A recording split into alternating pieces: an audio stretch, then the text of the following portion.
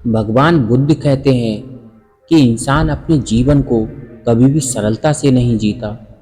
वह हमेशा ही सदैव चिंताओं में घिरा रहता है और उसकी सबसे बड़ी चिंता उसका जीवन है।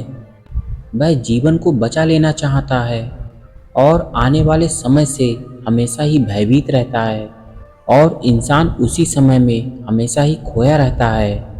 वह हमेशा ही स्वर्ग की तैयारियां करता रहता है। उसे नर्क से डर लगता है। वह जीवन को ना तो जानना चाहता है और ना ही पहचानना, बल्कि मृत्यु को जानना चाहता है। उसने जीवन को जाना नहीं है और मृत्यु को जानने की हमेशा ही कोशिश करता रहता है। इसके लिए भी वह कोई भी पुरुषार्थ नहीं करना चाहता। वह सदैव ही सुनी सुनाई बातों पर विश्वास करते चला जाता है और इसी कारण से वह ना तो अपने जीवन को सही तरीके से जी पाता है और ना ही मौत को गले लगा पाता है। ऐसे ही एक बार की बात है, भगवान गौतम बुद्ध का एक शिष्य भगवान बुद्ध से ये जानना चाहता था कि आखिर मौत क्या है।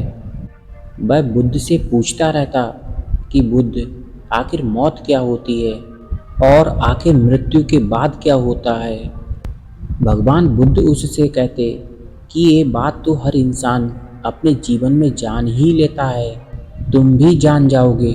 अभी तुम अपने जीवन पर ध्यान दो, जीवन को संवारने पर ध्यान दो और ध्यान करो।